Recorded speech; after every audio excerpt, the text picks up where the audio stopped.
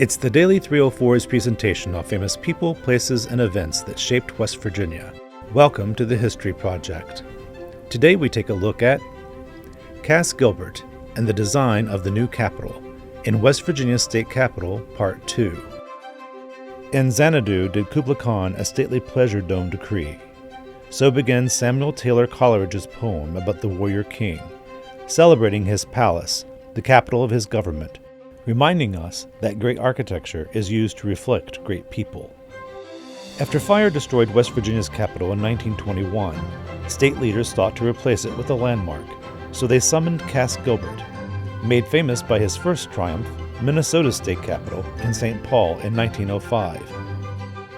Gilbert's grand structures dotted the country: St. Louis's Art Museum and its public library, Newark's Essex County Courthouse, Arkansas State Capitol in Little Rock, and the gold standard of skyscrapers, New York's Woolworth building.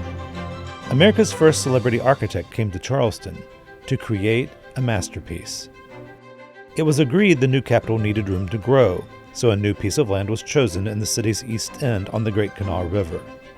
Gilbert's design was inspired by the baths of Diocletian, the imperial bath of Emperor Maximian in ancient Rome. So it was only fitting the interior's floors were covered in travertine from Italy. And though the capital was moved from Wheeling, the new capital's structural steel was made there, giving the city a presence in Charleston. Greek gods adorned the limestone edifice, and Gilbert so loved his design for the state Supreme Court that he reused it in his U.S. Supreme Court design in Washington. Speaking of which, Gilbert made the state capitol's crowning dome 5 feet higher than that of our nation's capital. Gilbert's full vision for the dome, however, was not fulfilled until 2005, when it was covered with blue slate and gold embellishments, all crowned by a gilded eagle, reflecting the people of West Virginia with a palace of government that would be the envy of any great poets or kings.